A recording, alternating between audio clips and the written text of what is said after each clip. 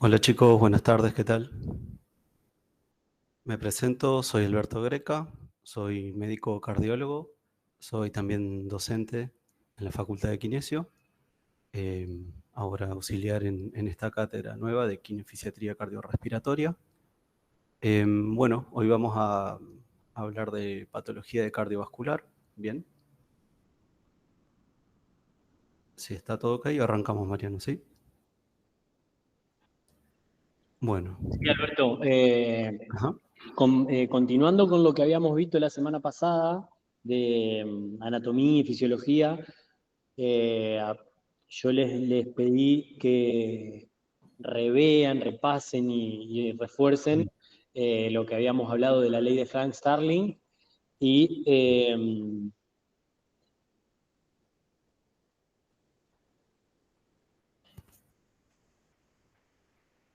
bueno, arrancamos, ¿les parece? Bueno, los temas de hoy que vamos a hablar son insuficiencia cardíaca y cardiopatía isquémica. También vamos a hacer una breve mención a una forma de insuficiencia cardíaca, una forma de presentación de la insuficiencia cardíaca, que es el edema agudo de pulmón. Bueno, de lo que es insuficiencia cardíaca vamos a abarcar definición, clasificación, fisiopatología, diagnóstico y tratamiento. perdón que te corte, Sí. Alberto, y lo otro que justo se me cortó, lo otro que tenían que repasar también era el sistema renina, angiotensina, aldosterona y la ley de Frank Tarling. Bien, perfecto. Exacto. Bueno, vamos a hablar de definiciones de lo que es insuficiencia cardíaca. Definiciones hay muchas y en general van cambiando con el tiempo, van cambiando según qué sociedad científica eh, la, la- la define y según los cambios obviamente que se dan en la medicina. Pero sepamos que es un síndrome. Un síndrome es un conjunto de signos y síntomas definido como la incapacidad del corazón de mantener adecuadamente la circulación sanguínea acorde a los requerimientos metabólicos del organismo, o de hacerlo, pero a expensas de la elevación de las presiones de llenado. Esto se debe a una normalidad cardíaca estructural o funcional. Dicho en otras palabras y de forma muy simplificada, el corazón no puede bombear la sangre que el organismo necesita debido a una alteración del corazón. Bien. Bueno, clasificaciones, también hay muchas, también según qué sociedad u organización lo defina. Pero bueno, en cuanto a clasificaciones, algunas se basan en, por ejemplo, la función sistólica cardíaca. Según la función sistólica, la clasificación puede ser en función sistólica preservada, deteriorada o recuperada.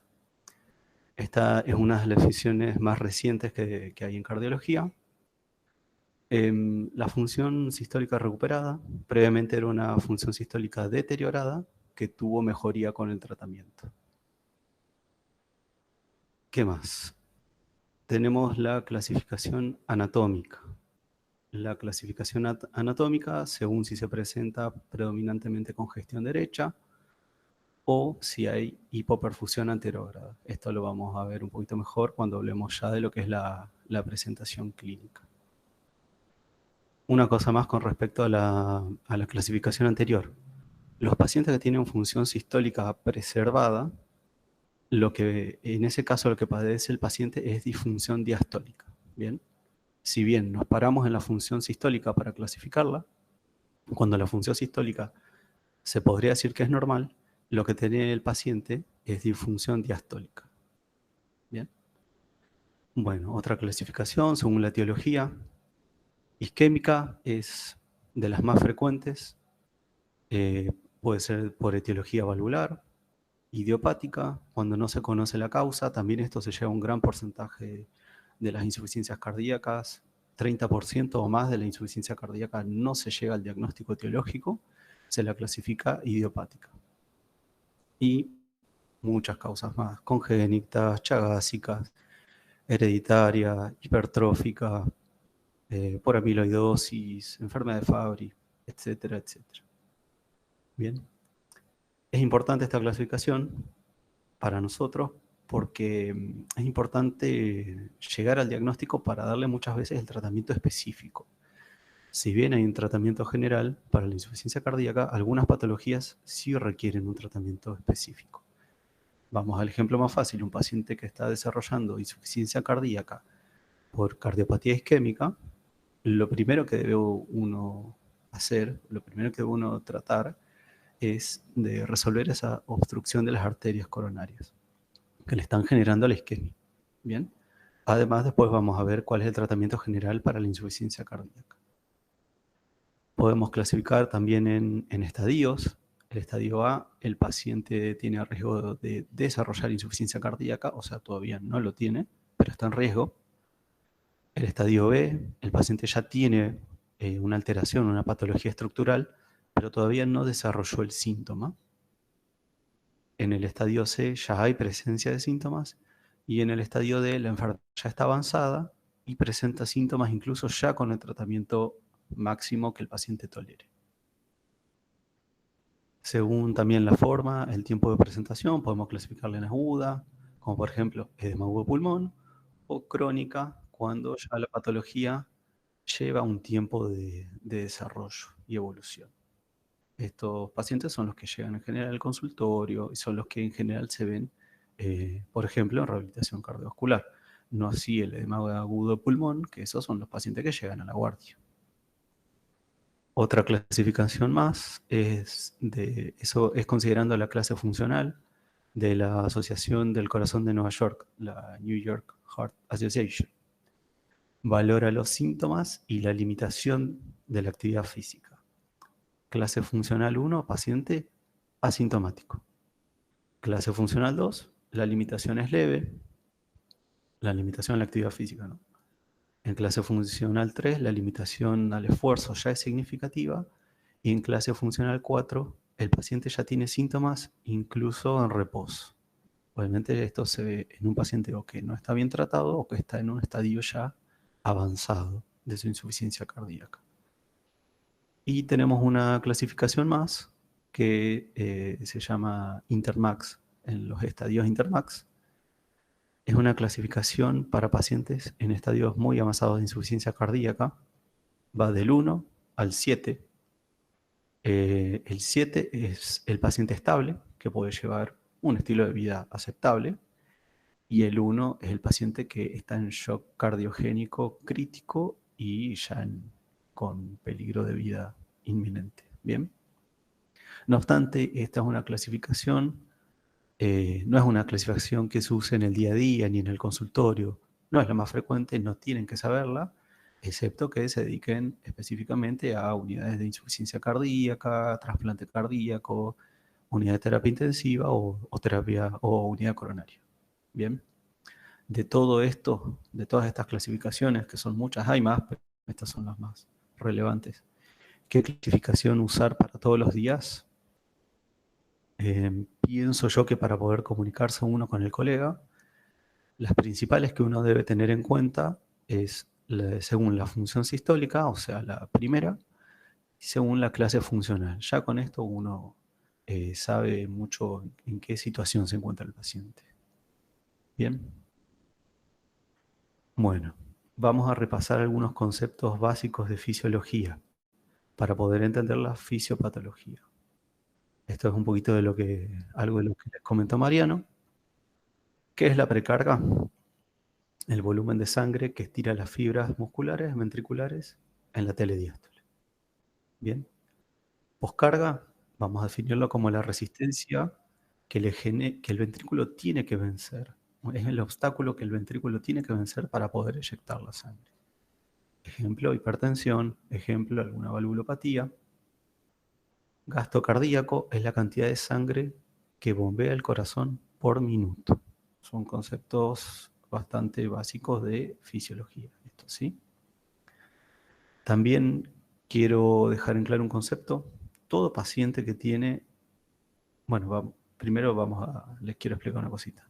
Vamos a hablar de disfunción diastólica. ¿Qué es la disfunción diastólica? Es la incapacidad del corazón de relajarse adecuadamente para llenarse de sangre entre cada latido. Y esto provoca el aumento de la presión dentro de las cavidades. ¿Qué es la disfunción sistólica? Es la incapacidad del corazón para contraerse con la fuerza suficiente para bombear la sangre y suplir así las demandas metabólicas del organismo. Ahora, este es el concepto que quiero que les quede claro. Todo paciente que tiene disfunción sistólica, esta incapacidad del corazón para contraerse, este corazón que perdió fuerza y no puede bombear la sangre, todo paciente que tiene disfunción sistólica tiene disfunción diastólica. Ya va a estar alterada su capacidad para relajarse, ¿bien? Pero no todo paciente con disfunción diastólica va a tener disfunción sistólica. O sea, el corazón de un paciente con insuficiencia cardíaca de base va a tener disfunción diastólica. Además, va a tener esta incapacidad, va a estar rígido, no se va a relajar adecuadamente, no se va a llenar adecuadamente, ¿bien? Pero no todos tienen disfunción sistólica. Estos son conceptos relativamente recientes, diría 10, 15 años, porque antes, varios años atrás, siempre se hablaba de lo que era la insuficiencia cardíaca con disfunción sistólica. No se conocía, no existía la disfunción diastólica como concepto. No existía la insuficiencia cardíaca con fracción de eyección preservada. Actualmente sí, ya se puede diferenciar estas dos entidades que tienen pronósticos similares, un tratamiento también relativamente similar, si bien la disfunción sistólica necesita un mayor arsenal terapéutico. Bueno, ¿cómo es la fisiopatología de la insuficiencia cardíaca? Acá es cuando vamos a hablar de estos conceptos del sistema renina-angiotensina-aldosterona. Bueno, inicialmente hay un daño en el corazón, daño miocárdico que lleva a la disfunción del ventrículo. ¿Bien? Cae el gasto cardíaco, este concepto que habíamos repasado recién, se estimulan los varoreceptores en carótida, en aorta, ¿bien? Y el organismo activa mecanismos compensadores. Se activa el sistema nervioso simpático. Esto genera aumento de la frecuencia cardíaca y de la contractilidad cardíaca. Este aumento de la frecuencia cardíaca se va a ver después clínicamente, el paciente se encuentra taquicárdico. Esto es un mecanismo compensador que intenta mantener el gasto cardíaco. Pero ¿qué pasa? Esto de forma sostenida, ya lo van a ver, todos los mecanismos compensadores que tiene el organismo para tratar de mantener el gasto cardíaco, para tratar de mantener la perfusión del resto de los órganos, de todos los órganos en definitiva, inicialmente son beneficiosos, pero llega un punto en el cual fallan y terminan siendo incluso contraproducentes para el organismo. Y ahí es que sobreviene la insuficiencia cardíaca con su sintomatología clínica. Bien, entonces volvemos. Hay daño en el corazón, cae el gasto cardíaco, se estimulan los varoreceptores, se liberan señales, mecanismos compensadores. Uno de ellos se activa el sistema nervioso simpático, que actúa sobre el corazón, aumenta la frecuencia cardíaca y aumenta la contractilidad, pero a lo largo del tiempo se agota la fibra miocárdica y este mecanismo compensador falla. ¿Bien? También aumenta la liberación de la hormona antidiurética, se activa el sistema renina-angiotensina-aldosterona, se produce vasoconstricción periférica. Bien, esto lleva a una caída, al haber vasoconstricción periférica, en la mayoría de los órganos presentan hipoperfusión, ¿sí? Cae el flujo que llega al riñón, cae el flujo sanguíneo renal. Esto es sensado por el riñón y esta caída del flujo sanguíneo renal aumenta lo que es la reabsorción de sodio y agua. Entonces, con este aumento de la reabsorción de sodio y agua, ¿qué pasa? Aumenta la precarga, que inicialmente va a intentar aumentar el gasto cardíaco. Pero como todos estos mecanismos compensadores, a lo largo del tiempo fallan y se genera sobrecarga de sodio y agua, sobrecarga hídrica. Por esta retención de sodio y agua, falla el mecanismo, sobreviene lo que es la insuficiencia cardíaca. También la vasoconstricción periférica aumenta la poscarga, que habíamos dicho. Si aumenta la poscarga, aumenta la resistencia que el ventrículo debe vencer para eyectar la sangre, o sea, no está jugando en contra del intento de mantener el gasto cardíaco. Todo esto lleva al remodelado cardíaco.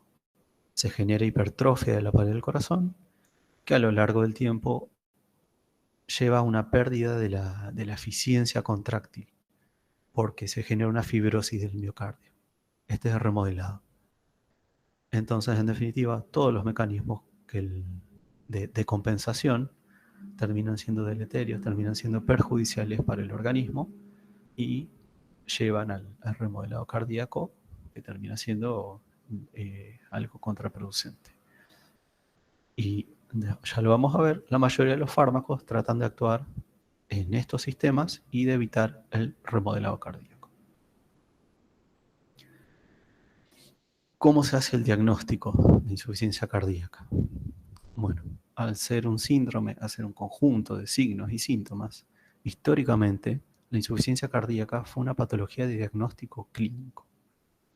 Hasta hace unos años atrás, uno no necesitaba estudios complementarios ni laboratorio para poder hacer el diagnóstico de esta patología. Ya con anamnesis, examen físico, revisar el paciente, uno ya podía hacer el diagnóstico, ¿sí? Y lo seguimos haciendo eso. Muchas veces uno, cuando sospecha lo que es insuficiencia cardíaca, uno ya puede iniciar el tratamiento sin esperar los resultados de los estudios complementarios. Pero cuando hay dudas o en casos leves, uno puede esperar los resultados de los estudios complementarios. ¿Qué estudios tenemos de qué estudios disponemos? Laboratorio, vamos a hablar después del BNP o péptido natriurético cerebral, o imágenes. Bien. Del laboratorio, este péptido natriurético cerebral es una molécula sintetizada en el corazón que aumenta su concentración cuando hay distensión de las paredes del miocardio. Tiene una característica, tiene un valor predictivo negativo elevado. ¿Qué significa esto? Yo al paciente tengo dudas si el paciente tiene insuficiencia cardíaca o no. Le pido una muestra de sangre en el cual se va a analizar el BNP, el péptido natriurético. Si el resultado del laboratorio es normal, el paciente muy probablemente no tenga insuficiencia cardíaca, no esté padeciendo esta condición. Eso es el valor predictivo negativo elevado que tiene esta determinación del laboratorio. Bien. Y en cuanto a imágenes, el electro se puede pedir, la verdad es que no ayuda tanto al diagnóstico de insuficiencia cardíaca, no nos aporta tanto, si bien uno por ahí nos puede orientar un poco a lo que es la etiología. Cardiopatía isquémica, uno puede sospechar por ondas sugerentes de infartos previos, de cicatriz, signos de isquemia, signos de dilatación o de hipertrofia ventricular, pero son signos muy inespecíficos, por eso no me detuve en lo que es electrocardiograma.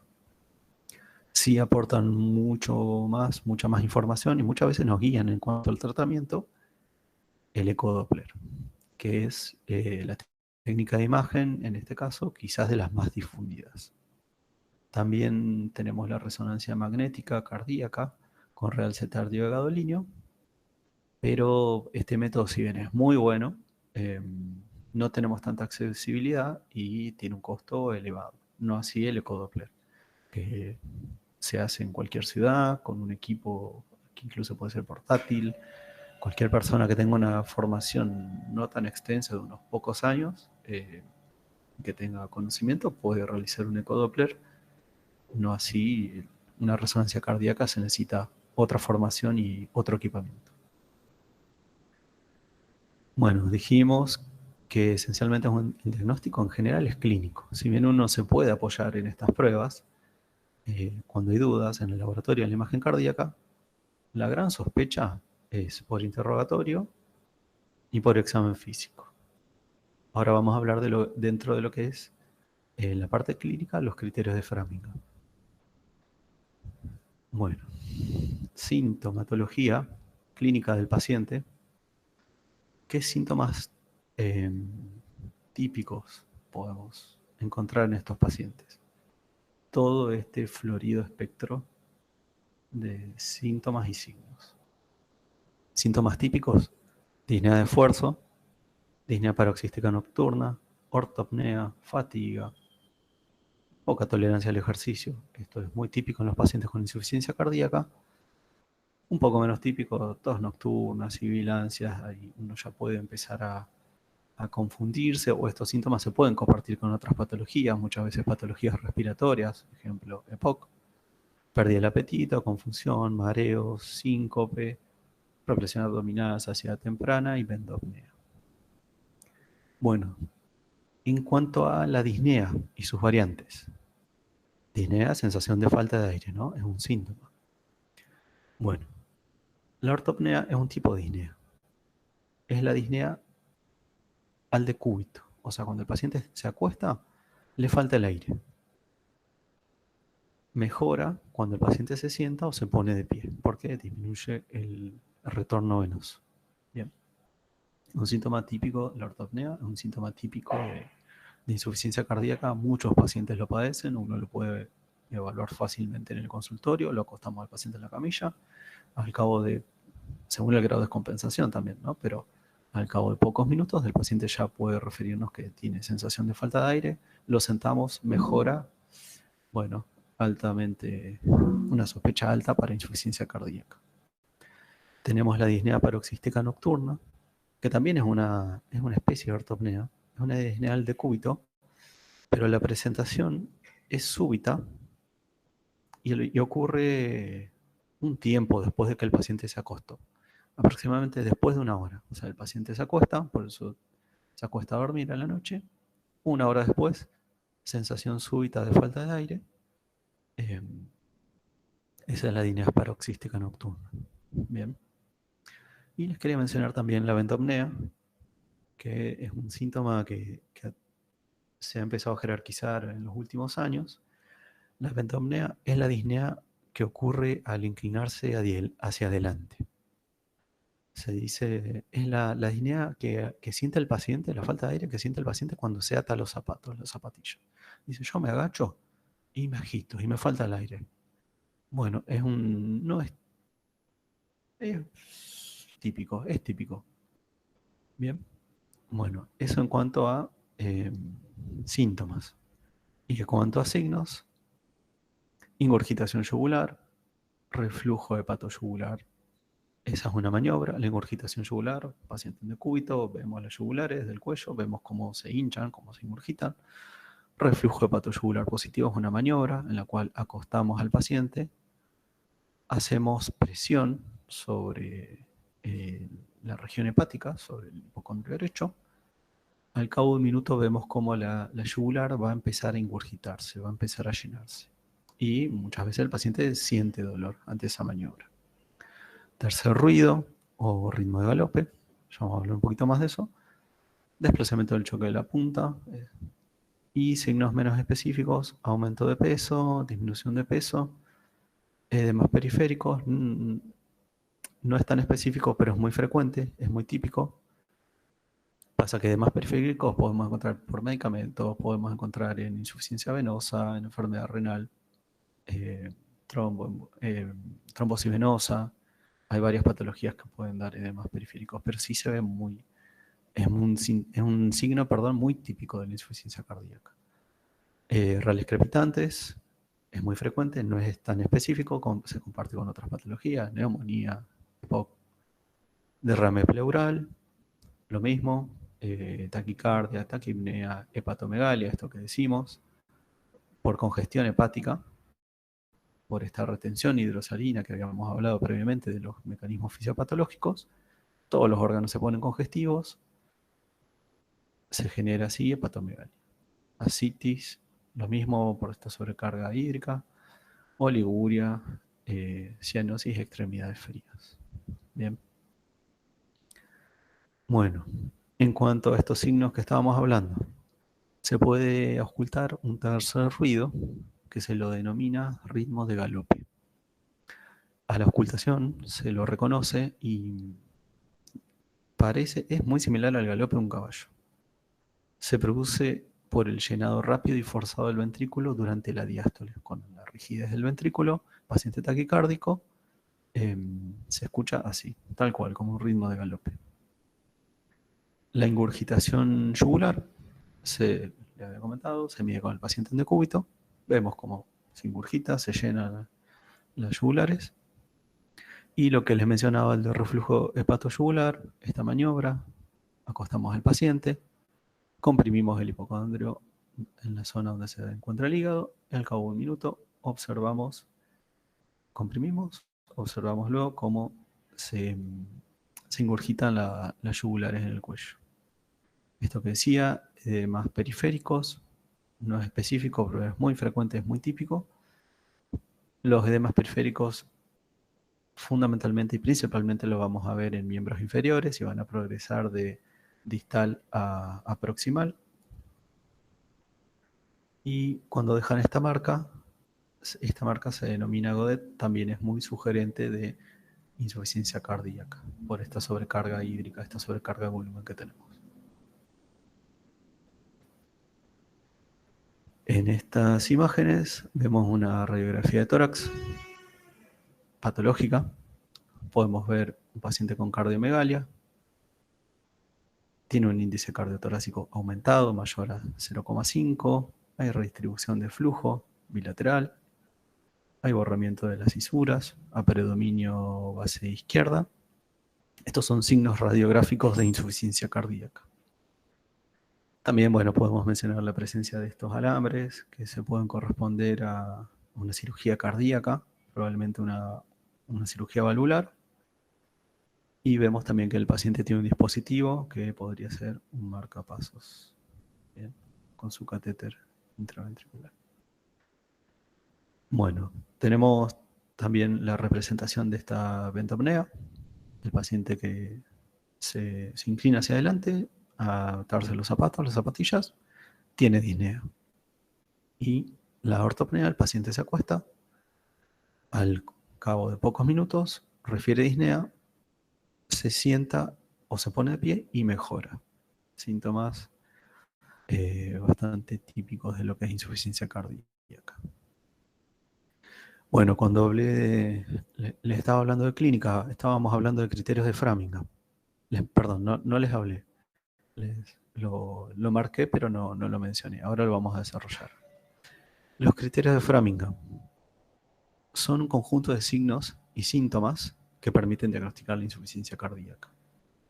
Los criterios de Framingham derivan de un estudio longitudinal que se inició en 1948, pero todavía está en curso. O sea, es un estudio de 75 años, o más en realidad, que se realiza en la ciudad de Framingham, en Estados Unidos, que por eso le da el nombre. Está compuesto por criterios mayores y criterios menores. ¿Cuáles son estos criterios mayores y menores? Estos mismos que veníamos hablando, ¿sí? Disnea paroxística nocturna, esta disnea súbita, ortopnea ya lo hablamos, el reflujo hepatoyugular, los crepitantes, ritmo de galope, la cardiomegalia, lo que vimos en la placa de tórax, el edema que también vimos, y criterios menores, los edemas periféricos, tos nocturna, disnea de esfuerzo, hepatomegalia, derrame pleural, frecuencia cardíaca aumentada, o sea, taquicardia. Y en cuanto a la pérdida de peso, por ahí lo que es tiempo circulatorio aumentado, pérdida de peso, no son tan utilizados, no son tan considerados, pero ¿a qué se refiere esta pérdida de peso de más de 4,5 kilos en 5 días? Que no es tan estricto. El paciente, habíamos hablado de la fisiopatología, qué pasa, mecanismos de compensación, se activa el sistema renina-angiotensina, retenemos sodio y agua, ¿bien? El paciente genera sobrecarga hídrica, sobrecarga de volumen. Esto se traduce en el paciente como un aumento de peso. Bueno, cuando tenemos la sospecha diagnóstica o ya el diagnóstico, uno de los tratamientos, ahora lo vamos a hablar en un ratito, uno de los tratamientos principales es el tratamiento diurético. Bien. el paciente al recibir el diurético se va a desprecargar de todo este exceso de líquido, que esto se evidencia como pérdida de peso. Bien. Bueno, con la presencia de dos criterios mayores, o uno mayor y uno menor, uno ya puede tener una alta sospecha de insuficiencia cardíaca o incluso ya hacer el diagnóstico. Bueno, en cuanto a estudios complementarios, el estudio que aporta mucha información es el ecodoppler.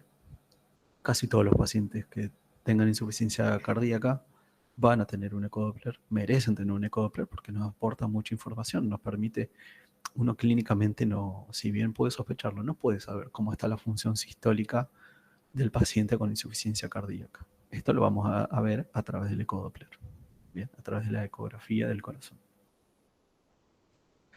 Bueno, el ecodoppler aporta muchos datos, pero de forma simplificada, ¿qué es lo que queremos ver en los pacientes con insuficiencia cardíaca? Lo básico, la función sistólica. También la función diastólica, ¿no? Pero ya habíamos hablado, pacientes con insuficiencia cardíaca siempre tienen función diastólica deteriorada, alterada. Tenemos que ver si también tiene deterioro de la función sistólica. Bueno, hay muchos parámetros ecocardiográficos para valorar la función sistólica. Hay muchas formas de evaluar esta fuerza del corazón, esta función sistólica.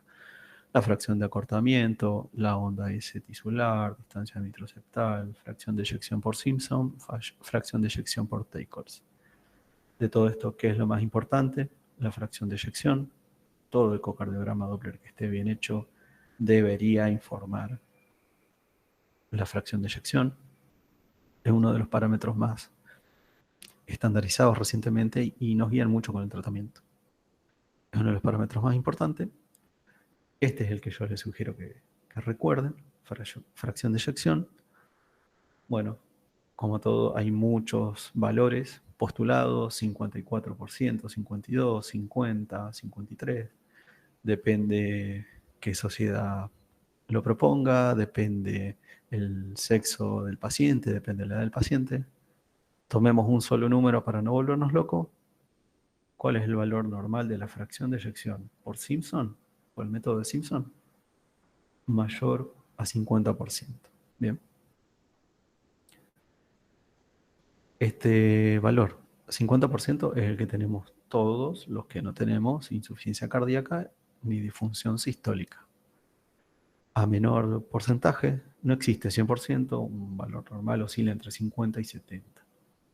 A menor fracción de eyección, peor función sistólica, peor clase funcional, peor pronóstico de vida y mayor severidad de esta patología. Bien. En cuanto a la función diastólica, podemos tener disfunción diastólica en diferentes grados.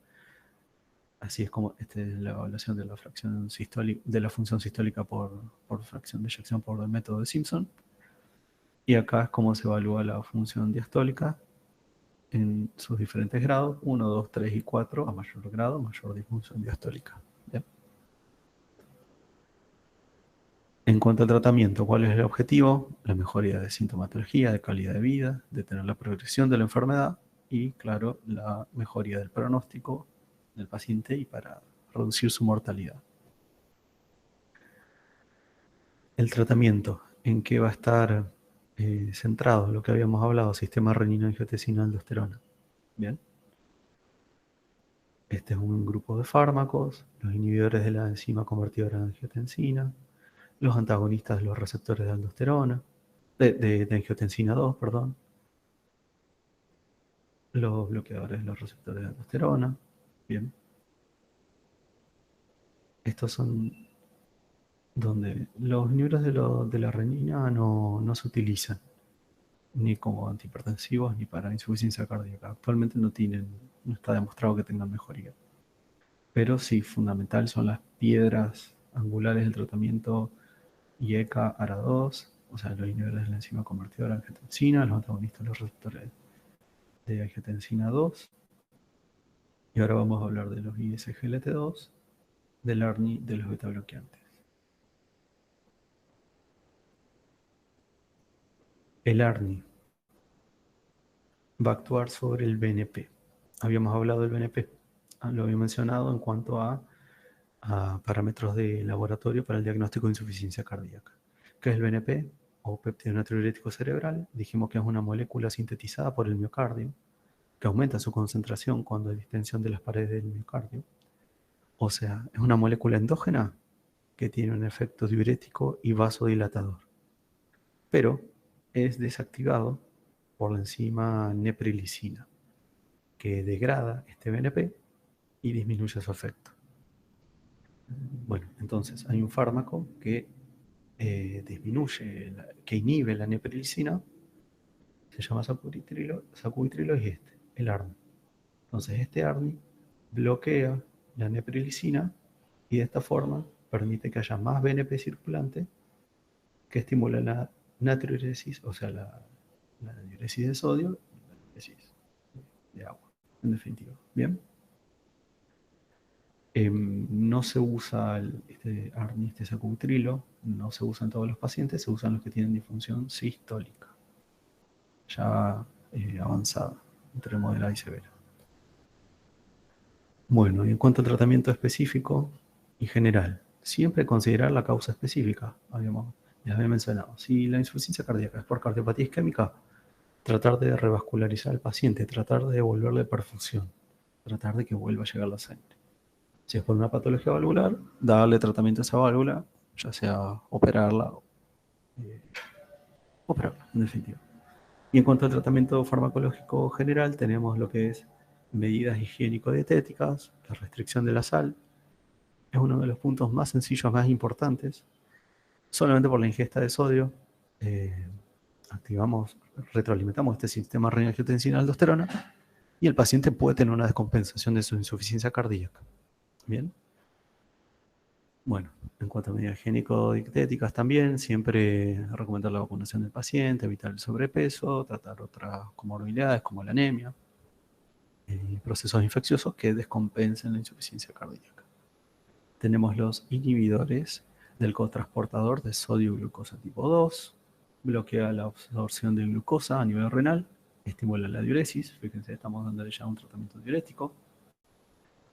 Fármacos que actúan sobre el sistema renina-angiotensina-aldosterona, habíamos mencionado los inhibidores de la enzima convertidora de angiotensina y los antagonistas de los receptores de angiotensina 2 o ARA2.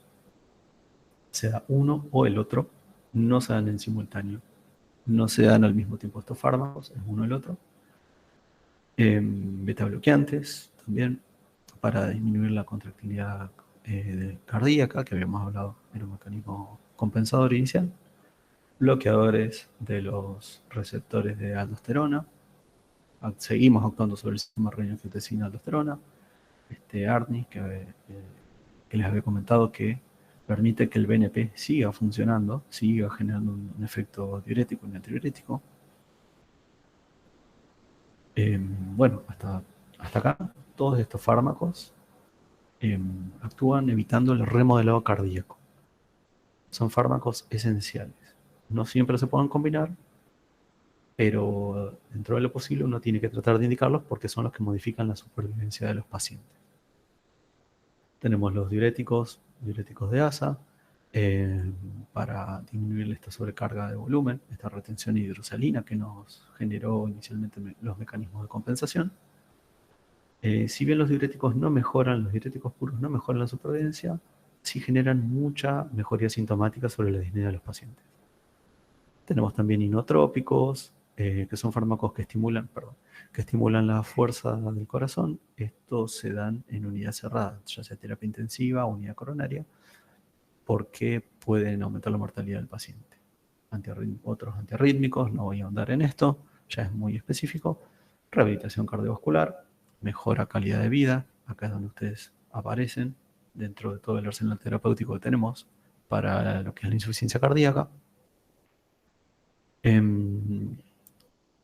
¿Qué más? Terapia de resincronización cardíaca. hay una disincronía cuando el corazón se dilata, se vuelve, la contracción cardíaca se vuelve ineficiente. Entonces se utiliza un dispositivo que es como un marcapasos y le devuelve parte de esta sincronía y mejora la función contráctil, la optimiza. Bien. También en estadios avanzados se necesitan varios criterios para poder llegar a este tratamiento. CDI cardiodefibrilador implantable. Al haber cardiopatía estructural, hay mayor predisposición a generar arritmias que lleven a la descompensación o incluso a la muerte súbita del paciente. Para esto se usa un cardiodefibrilador, llamado también por su sigla CDI. Es una especie de marcapasos que sensa permanentemente si encuentra una arritmia, genera un shock eléctrico. Dispositivos de asistencia ventricular. Esto ya se ve en insuficiencia cardíaca muy avanzada y en estadios críticos, ¿sí? En general se usan como puente hasta un trasplante cardíaco, se usan obviamente en pacientes que están internados, perdón, como sostén hasta que en el caso de un paciente con insuficiencia cardíaca crítica, también como sostén acá, hasta que el paciente se recupere. Se usa en centros especializados de muy alta complejidad, no se ve comúnmente. Bien. Bueno, esto sería, hasta acá entonces hablamos de lo que es insuficiencia cardíaca. Vamos a seguir con otra patología, cardiopatía isquémica.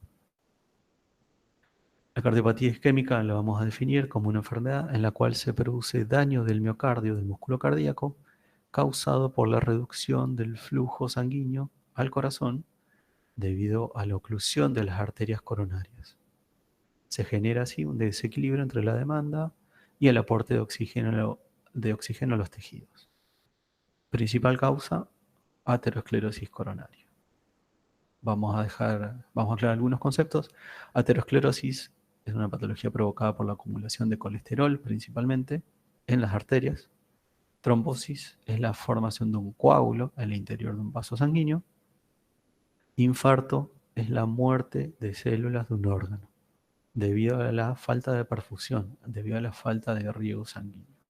Infarto puede haber de cualquier órgano, en este caso vamos a hablar del infarto del corazón, o sea, de la muerte de las células del corazón debido a la falta de irrigación, debido a la falta de perfusión. Bien. Vamos a mencionar un poco la fisiopatología de esta aterosclerosis. Hay muchos factores de riesgo cardiovasculares, esto se va a ver en el próximo práctico, pero vamos a mencionar diabetes, tabaquismo, hipertensión, colesterol, sobrepeso, sedentarismo, hiperuricemia, ácido úrico elevado, entre otros. Estos son factores de riesgo modificables que generan inflamación de lo que es las arterias del endotelio. Esta inflamación, o sea, estas noxas, estos agentes que lastiman las arterias, generan inflamación endotelial, disfunción endotelial, se acumula colesterol, el LDL es el llamado malo, se acumula entonces colesterol LDL por debajo de del endotelio, ¿sí? De las arterias. Se forma así una placa de ateroma. Esta placa puede solidificarse, por así decirlo, se puede endurecer, puede ir creciendo, puede ser una placa blanda y vulnerable. Bien. Cuando la placa es vulnerable, se puede fisurar, se puede lastimar. Esto ocurre de forma aguda. Puede ocurrir una sola vez y pasar de este estadio acá, o puede fisurarse, mecanismos endógenos intentan taparlo, repararlo con más colesterol, con plaquetas. Llegamos a una nueva estabilidad, debido otra vez a los factores de riesgo cardiovasculares, se vuelve a lastimar la placa, otra vez se va formando así una cadena en la cual se sigue agregando colesterol, plaquetas y se activan los factores de coagulación. Se liberan mediadores de inflamación, se liberan citoquinas, se reclutan las plaquetas y se produce la trombosis de la placa afectada, ocluyendo totalmente o parcialmente la arteria. Bien. En cuanto a la clínica, hay dos grandes formas de presentación: angina de pecho, la obstrucción es parcial, y en el infarto agudo de miocardio la obstrucción puede ser parcial o puede ser total. Los síntomas típicos, típicamente los síntomas aparecen y empeoran con el esfuerzo. Son disnea, síntomas vasovagales como náuseas, vómitos, sudoración, y lo típico, el dolor de pecho de características típicas cardiológicas que se denomina ANGOR. Es el dolor torácico opresivo que empeora, lo que les decía, empeora con el esfuerzo, que puede irradiar a localizaciones típicas como mandíbula, cuello, miembro superior izquierdo, dorso y epigastrio. ¿Cómo hacemos el diagnóstico? Fundamental, muchas veces solamente con el interrogatorio, el examen físico también para descartar complicaciones. No nos aporta tanto para confirmarlo, pero sí el interrogatorio es clave. Más del 50% del diagnóstico de esta patología es a través del interrogatorio. Y estudios complementarios. Muchas veces con un electrocardiograma alcanza. Cuando hay dudas, nos podemos apoyar en el laboratorio con dos determinaciones principales: troponinas o CPK. Después, depende de la presentación del paciente. Si el paciente se encuentra cursando un síndrome coronario, se encuentra cursando un cuadro de cardiopatía isquémica de forma aguda, no vamos a pasar ni por pruebas funcionales o por imágenes. Vamos a ir directamente, en general, a una cinecoronariografía. Ese es el famoso cateterismo. ¿Bien? Ahora, si el paciente está estable, cuando lo podemos ver por consultorio, ahí hacemos pruebas funcionales, ergometría, SPECT, también llamada cámara gamma, ecoestrés, que es la combinación de la ergometría con el ecodoppler. Podemos hacer también imágenes de reposo, ecocardiograma Doppler, angiotomografía de las arterias coronarias. La resonancia cardíaca también nos puede mostrar si hay tejido cardíaco vivo, viable, que valga la pena reperfundir. Obviamente que si el tejido está necrótico, devolverle sangre, devolverle perfusión, ya no nos va a servir tanto. Finalmente tenemos un estudio invasivo, que es lo que les comentaba. Esta es la imagen de una cinecoronariografía. Se introduce un catéter a través de una arteria. En general se intenta que sea por un acceso radial, la radial derecha. Se progresa el catéter, se llega a las arterias coronarias, se pasa un contraste y se tiñen las arterias. Cuando no están ocluidas, se ven de esta manera. Si está ocluida, acá viene stop, se deja de ver esta imagen. Bien. En este caso, bueno, así es como uno estudia las arterias coronarias de forma invasiva, y si tiene la posibilidad, intenta ya resolver. En general, los cateterismos se pueden hacer de forma programada para un paciente que se está estudiando, que no se encuentra inestable, o que los síntomas no son tan graves, o cuando no tiene tantos parámetros de gravedad, o, bueno, de forma aguda en el infarto de miocardio o como tal. Tratamiento farmacológico y no farmacológico. Antiagregantes como la aspirina, anticoagulación. A todo esto, paciente que está cursando un infarto, o sea, una presentación aguda, se interna, se va a quedar en una unidad de cuidados intensivos, una unidad coronaria, monitoreado por 48 horas, porque en esas 48 horas es cuando hay mayor incidencia de efectos, de complicaciones, de arritmias potencialmente mortales. Bueno, les decía, antiagregación como la aspirina, anticoagulación. Como verán, se repiten algunos fármacos que también se dan la insuficiencia cardíaca debido a esta estrecha relación que hay entre ambas patologías. Betabloqueantes, IECA, ARA2, estatinas son fármacos que reducen el colesterol. ¿Qué más? Vasodilatadores para mejorar la perfusión coronaria. Y después ya tenemos fibrinolíticos, eso sea en el infarto agudo de miocardio, no así en las anginas inestables. Angioplastia con o sin stent, es lo que les mostraba recién a través del cateterismo. Cirugía de bypass, rehabilitación cardiovascular, acá es donde entran ustedes.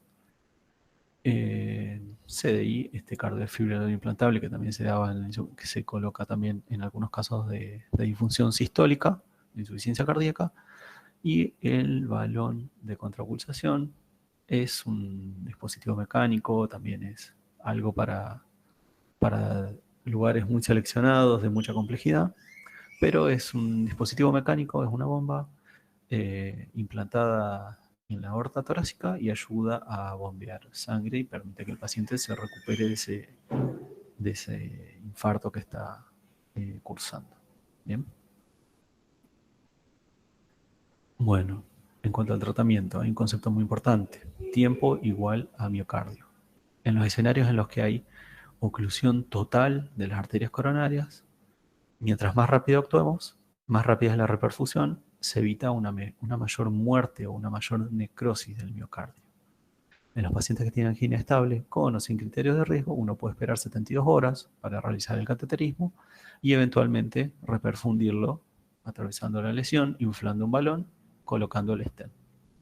Bien.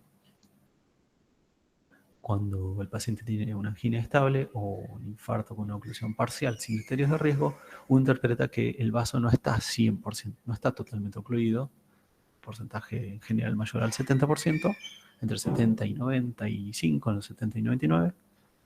Entonces pasa algo de sangre, no hay necrosis. Ahora, pacientes que tienen signos de descompensación hemodinámica o que por los estudios evidenciamos oclusión total, la reperfusión, como le dije, tiene que ser lo más rápida posible. A los 30 minutos de la oclusión total ya hay daño miocárdico. Uno trata, el tiempo ideal es tratar de abrir este vaso en menos de 90 minutos. Esto habla de una buena y eficiente atención médica. A partir de las 6 horas ya sobreviene la necrosis, ya hay tejido muerto. Después de las 12 horas, tejido muerto miocárdico, ¿no? Después de las 12 horas baja mucho la tasa de éxito para evitar la necrosis miocárdica.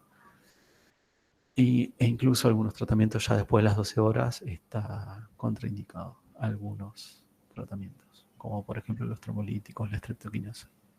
Entonces, mientras más rápido sea la reperfusión, mientras más rápida sea la reperfusión, más células miocárdicas se preservan con vida, mejora, le permite tener al paciente mejor función sistólica, mejor pronóstico de vida.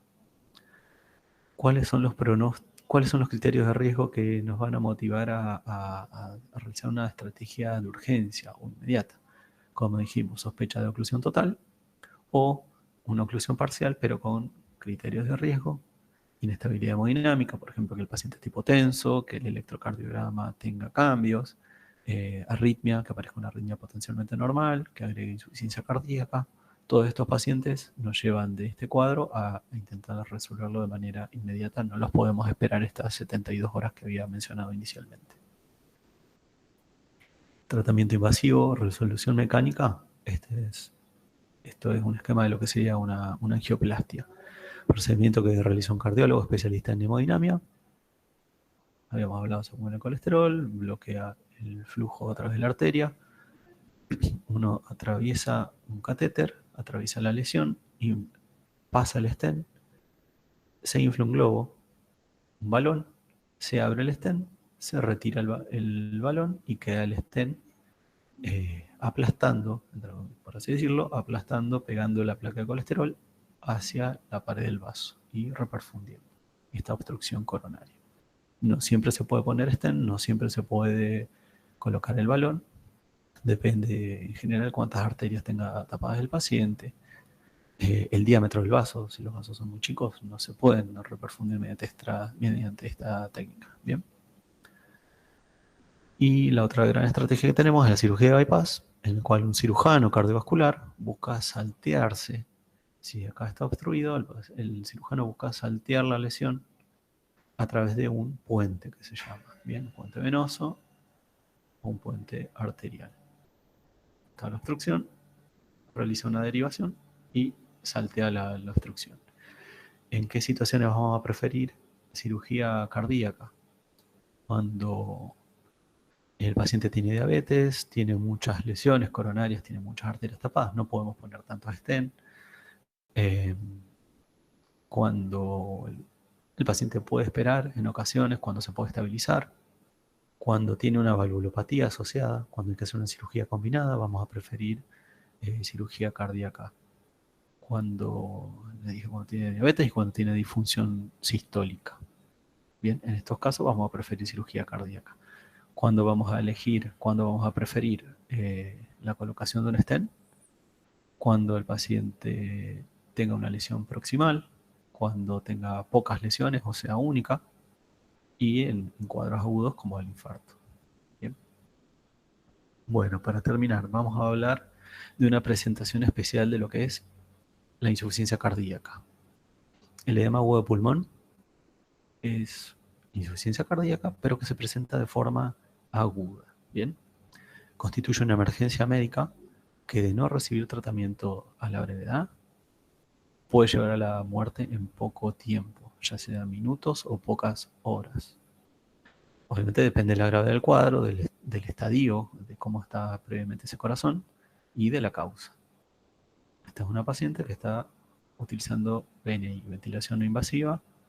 Acá es donde ustedes nos intervienen y nos ayudan muchísimo a nosotros y a los pacientes con el uso de la ventilación no invasiva. Clínica del edema agudo de pulmón. Es un cuadro que aparece cuando la acumulación de líquido del intersticio pulmonar es tan importante que se extravasa hacia los alvéolos. Cursa con taquipnea, disnea, ortopnea, todos síntomas muy intensos, sensación de asfixia, sensación de desasosiego, sensación de muerte. El paciente lo padece con mucha ansiedad. Va a cursar con insuficiencia respiratoria aguda, va a desaturar. El examen físico vamos a encontrar que el paciente va a estar taquipneico, va a estar taquicárdico, vamos a encontrar rales crepitantes en ascenso, pueden llegar hasta el ápice en sus formas de presentación más grave. Y puede haber o no edemas en miembros inferiores. Esto es según el tiempo de evolución del cuadro. Si es muy agudo, no vamos a encontrar edemas en miembros inferiores. Va a tener más que nada esta presentación, lo que es la sobrecarga pulmonar. Acá tenemos una radiografía de tórax con imagen típica en lo que se llama alas de mariposa. Podemos ver la sobrecarga de volumen bilateral en ambos campos pulmonares y obviamente un índice cardiotorácico aumentado, cardiomegalia, ¿no? Tratamiento del edema agudo de pulmón. Según la etiología, ¿qué nos puede llevar al edema agudo de pulmón? Infarto del miocardio, una causa isquémica. Entonces, vamos a darle este tratamiento general, pero también uno, vuelvo a esto, trata de dar el tratamiento, trata de resolver la causa, el origen, la etiología que nos llevó a esta descompensación. Si es por una valvulopatía, una estenosis, una insuficiencia valvular, por hipertensión, entre otras, pero esas son las más frecuentes. En general, para compensar a estos pacientes vamos a usar diuréticos, oxigenoterapia. Ayuda mucho sentarlo al paciente, que esté sentado, con la cabecera elevada, con los pies colgando, para esta forma disminuir el retorno venoso al corazón. Es una pavada y le mejora muchísimo la sintomatología del paciente. Nunca acostado, porque obviamente acostado el paciente va a tener más ortopnea, ¿no? Y bueno, en ocasiones podemos podemos darle inotrópicos o vasodilatadores, depende del caso del paciente. Considerar siempre la VNI, la ventilación no invasiva. La VNI, esta técnica de soporte respiratorio, que tiene la particularidad de que no requiere intubar al paciente. Bien, no es tan invasiva. No hay que sedarlo al paciente. Y aplica presión positiva a los pulmones, mejora oxigenación, la hipoventilación, la hipercapnia, ayuda al corazón disminuyendo la poscarga del ventrículo izquierdo, la presión cardíaca transmural y mejora la función pulmonar y respiratoria. Bien, así que tengan siempre este concepto, por favor, aprendan a manejar VNI. Es increíble cómo mejoran los pacientes con esta estrategia terapéutica. Realmente cambia mucho los servicios que disponen de esto. No es de alto costo, si bien se necesita un respirador, es mucho menos complejo que tener un paciente intubado. Vuelvo a esto, ¿no? Nos evitamos saltear lo que habíamos hablado de orofaringe en clases anteriores, ¿no? Y bueno, básicamente eso. Aprendan, sepan, tengan noción al menos de ventilación invasiva, una estrategia súper importante que cambia mucho la evolución de los pacientes. Y eso en general es resorte del kinesiólogo. También lo manejamos los cardiólogos, etcétera, pero neumonólogos, pero ustedes pueden aportar muchísimo. Les recomiendo, si tienen la posibilidad, aprendan el manejo de BNI. Bien. Bueno, eso fue todo. Muchas gracias por su atención. No sé si tendrán alguna pregunta o si ya terminamos la clase, Mariano. Bueno, muchas gracias, Alberto. La verdad que muy clara la clase y la verdad que bien determinadas estas tres entidades que son las más frecuentes en las que vemos y las que podemos llegar a actuar nosotros, como dijiste, en rehabilitación cardiovascular. Así que, no sé si alguien tiene alguna pregunta, es ahora, unos minutitos, y lo dejamos seguir, Alberto, con sus actividades. Así que, no sé, si alguien tiene ganas de hacer alguna pregunta, hágala en este momento. Y si no,